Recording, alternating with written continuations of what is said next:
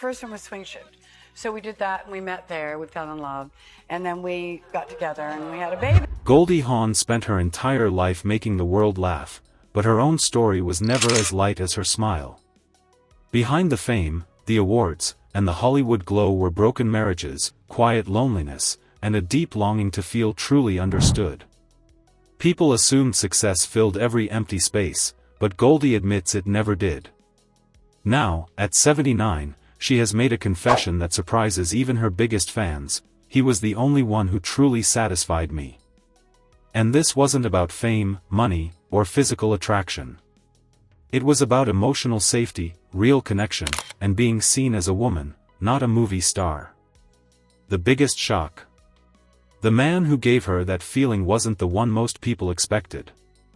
This is a story of heartbreak, healing, and a love that didn't follow Hollywood rules. A love built without a wedding ring, yet strong enough to last over 4 decades. Goldie Hawn was born with rhythm in her body and light in her eyes. Long before Hollywood cameras followed her every move, she was already performing, already standing out, already chasing something bigger than the small rooms she danced in. Raised in a Jewish household in Maryland, Goldie grew up surrounded by music, encouragement, and creativity. But even in a loving home, life carried its quiet losses. She and her sister Patty grew up unaware that they had once had a brother, Edward Jr., who passed away as a baby. That early brush with loss sat quietly in the background of Goldie's life, shaping a sensitivity few people ever saw. By the age of 3, Goldie was dancing. Not playfully, not casually, but seriously. Dance wasn't a hobby for her. It was instinct. By 10, she was performing in the Nutcracker with the Ballet Russe de Monte Carlo, moving with a confidence far beyond her years. Even then, it was clear she didn't just enjoy the stage, she belonged on it. As a teenager, Goldie's talent only grew sharper. She studied drama, performed in productions like Romeo and Juliet, and by her late teens, she was already teaching dance and running her own ballet school. College was never going to hold her.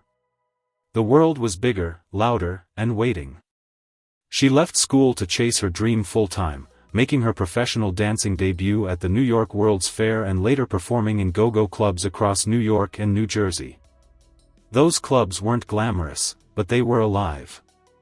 They taught her timing, presence, and how to hold attention. And it didn't take long for Hollywood to notice. In 1968, Goldie landed the role that changed everything, Rowan Martin's Laugh-In. Her high-pitched laugh, exaggerated expressions, and fearless comedy made her an instant favorite. America didn't just watch her, they adored her. She became the face of joy, the girl who seemed permanently happy. That same year, she made her film debut in the one and only, genuine, original Family Band. But it was Cactus Flower in 1969 that shattered expectations. Goldie didn't just win an Academy Award for Best Supporting Actress, she proved she was more than a bubbly blonde. She was talented, disciplined, and emotionally sharp. Fame exploded around her almost overnight. Offers poured in. Interviews multiplied. And with every success, the image of Hollywood's happy girl grew stronger. But behind that image, Goldie's personal life was quietly unraveling. Before fame consumed her days, Goldie experienced her first deep, serious love with Gus Triconis, a dancer and actor best known for West Side Story. They met in the late 1960s while performing, and the connection was immediate. Goldie later admitted she wanted to marry him the moment she met him. In May 1969, they did just that, tying the knot in Hawaii, surrounded by hope and optimism. At first, everything felt right. 2 performers, 2 creatives, building a life together. But success has a way of testing relationships, and Goldie's career took off like a rocket. Gus, on the other hand, struggled to find steady work. Slowly, the balance shifted. Goldie was traveling constantly, filming non-stop, and stepping deeper into stardom, while Gus felt himself slipping into the background. Distance crept in quietly, then loudly. Conversations changed. the gap between them widened. By 1973, they separated. And although their divorce wasn't finalized until 1976, the marriage had already dissolved emotionally long before the paperwork caught up. Goldie was heartbroken, but she didn't stop moving. Hollywood didn't allow pauses, especially not for women at the top of their game. Just weeks after her divorce was finalized, Goldie remarried. This time, to musician and actor Bill Hudson of the Hudson Brothers. Their relationship started fast and intense. They met on a first-class flight from New York to Los Angeles, sparks flying almost instantly. It felt cinematic, exciting, like something out of one of Goldie's movies. They married on July 3, 1976, in her hometown, and soon welcomed 2 children, Oliver and Kate. For a moment, Goldie believed she had it all: career, love, family. But cracks formed quickly. Bill later revealed that even on their wedding day, doubt had already crept in. According to him, just before the ceremony, Goldie leaned in and quietly asked, "Are you sure we did the right thing?" That question stayed with him, haunting him long after the celebration ended. Bill wanted stability, tradition, and a tightly bonded family life. Goldie, shaped by independence and emotional scars, wanted freedom, space to breathe, to grow, to exist beyond expectations. Their visions of marriage didn't align, and the tension only deepened as time passed. In 1980, Bill filed for divorce. The split was painful, public, and messy. But the deepest wound wasn't the breakup itself, it was what came after. Bill claimed he felt pushed out of his children's lives, a loss that cut deeper than the marriage ending. That bitterness lingered for years, shaping public comments and fueling resentment. Gus Triconis also spoke out, saying Goldie had changed once fame arrived.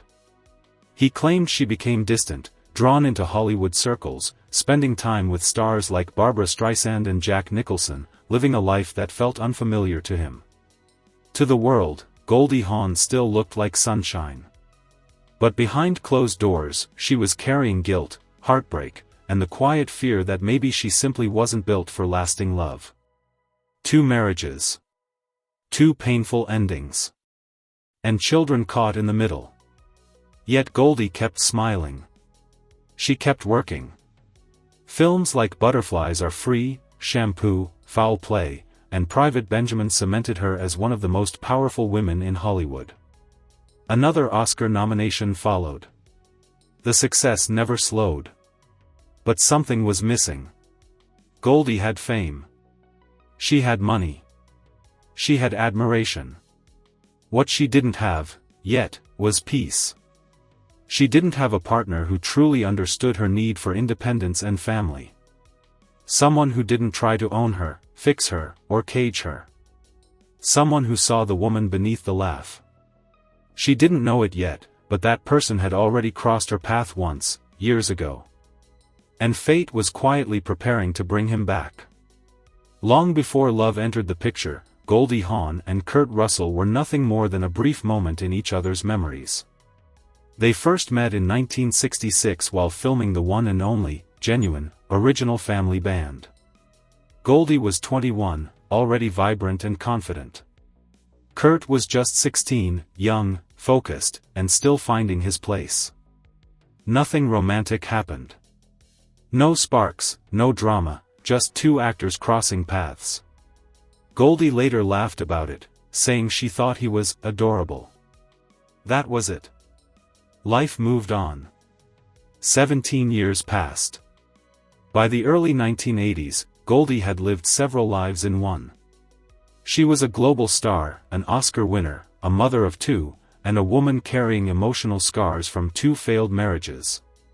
She had learned how to survive heartbreak, but not how to feel safe in love. Then in 1983, fate stepped back in, unexpectedly, casually, and almost comically. Kurt Russell walked into his audition for Swing Shift nervous, hungover, and completely unprepared for what was about to happen. When Goldie entered the room, he blurted out the first thing that came to his mind: "Man, you've got a great figure." It should have been awkward. It should have ended everything before it started. Instead, Goldie smiled and replied, "Why, thank you." In that one small exchange, the tension dissolved. Something clicked. Their first date didn't follow any Hollywood script. There were no staged dinners or rehearsed romance. They went dancing at the Playboy Club, then drove to a house Goldie had just bought, only to realize she didn't even have the keys yet. Instead of turning back, they broke in together, laughing like teenagers. Things escalated, emotions ran high, and just as the night reached its peak, the police showed up. The date ended at a hotel. Years later, Kurt summed it up simply, "That was our first date. It was a lot of fun." Once filming for Swing Shift began, Goldie and Kurt finally spent real time together. And that's when Goldie noticed something different. Kurt wasn't performing. He wasn't trying to impress her. There was no false charm, no ego, no Hollywood games. He was calm. Honest. Grounded. Goldie later admitted that what drew her in wasn't his looks, though she always found him attractive, but his integrity. She said she could tell immediately that he wasn't a womanizer. He wasn't chasing attention. He wasn't playing a role. And after everything she had been through, that authenticity felt rare. But the real turning point had nothing to do with romance. It was her children. Goldie often brought Oliver and Kate to the set. She watched as Kurt naturally connected with them, without forcing it, without trying to replace anyone, without ego. He listened. He joked. He showed patience and warmth. Goldie remembered thinking, "This man isn't just good with kids, he understands family." She later said, "That's when I knew. This wasn't just a relationship. This was something bigger." For the first time in her life, Goldie felt like she didn't have to choose between love and independence. Kurt didn't try to control her. He didn't pressure her into marriage. He didn't compete with her success. Instead, he stood beside her, equal, steady, supportive. Their relationship deepened quietly, away from public expectations. They didn't rush. They didn't make announcements. They simply built a life. In 1986, 3 years after they began dating, Goldie and Kurt welcomed their son, Wyatt Russell. With him came a fully blended family: Oliver, Kate, Wyatt, and Kurt's son from a previous relationship, Boston. What they created wasn't traditional, but it was strong. And they never married. For outsiders, this raised endless questions. Why wouldn't two people so clearly in love make it official? But for Goldie and Kurt, the answer was simple. Marriage had failed them before. Labels had brought pressure. Expectations had caused pain. What they wanted was choice. Goldie later explained that she loved waking up every morning knowing she chose to stay. Not because of a contract. Not because of fear. But because she wanted to. Their chemistry didn't stop at home, it spilled onto the screen. In 1987, they starred together in Overboard, a film that became one of the most beloved romantic comedies of its time. Audiences couldn't get enough of their banter, their timing, their undeniable connection. What fans didn't realize was that much of that chemistry wasn't acting at all. Decades later, in 2020, Overboard randomly appeared on television. Goldie and Kurt watched it together and laughed. Goldie smiled and said, "It was so fabulous how we started." In 1989, the couple presented together at the Academy Awards. Standing side by side on stage, Goldie told the audience, "We're co-stars, we're compadres, we're companions, and we're a couple." Kurt added with a grin, "There's only one thing, we're not married." Goldie shot back, "Is that a proposal?" Kurt teased, "We'll talk about it later tonight." The audience loved it. Because it was real. Playful. Honest. Completely them. As the years passed, their bond only strengthened. They supported each other's careers without competition. They showed up together, left together, and raised their children as a team. No scandals. No public breakdowns. No messy separations. For Goldie, something had finally settled. She wasn't chasing happiness anymore. She was living in it. And for the first time in her life, she felt satisfied, not because someone completed her, but because someone understood her. As the years passed, Goldie Hawn and Kurt Russell didn't just grow older together, they grew deeper. While many Hollywood relationships burned fast and collapsed under pressure, theirs moved quietly, steadily, and with purpose. They didn't chase perfection. They built resilience. Their home became the center of everything. Family dinners mattered. Laughter mattered. Showing up mattered. Goldie often said that what made their relationship work wasn't some secret formula, but the simple act of mutual respect. Kurt never tried to overshadow her success, and she never tried to reshape who he was. They allowed each other to be fully themselves. As Oliver and Kate grew older, the blended family dynamic only strengthened. Kurt didn't try to replace their biological father, he simply became present. Consistent. Reliable. Over time, that presence meant more than titles ever could. The children felt secure, supported, and loved. And for Goldie, watching her kids thrive without chaos or emotional tug-of-war was healing in ways she never expected. Publicly, the questions never stopped. Why won't you get married? Don't you believe in commitment? But privately, Goldie had already lived the answer. Marriage hadn't protected her before. What protected her now was communication, trust, and the freedom to choose each other daily. In 2003, Goldie shared that she wasn't in a rush for anything except joy. She said she would love to be a grandmother someday, because that kind of love felt pure, playful, and full circle. Just a year later, that wish came true. In January 2004, Kate Hudson welcomed her first child, Ryder. Goldie and Kurt officially stepped into grandparenthood, and their family world expanded once again. More grandchildren followed. More laughter. More reasons to slow down and appreciate life beyond the spotlight. Their love continued to show itself in small but powerful moments. Red carpet appearances where Kurt kissed Goldie without caring who was watching. Birthdays celebrated with meaning rather than extravagance. In 2016, when Goldie turned 71, one of the most touching gifts didn't come wrapped. It came from the heart. Kurt built a fireplace in their home, carefully laying stones and carving a heart to represent Goldie, surrounded by smaller hearts for the children. It wasn't flashy. It was intentional.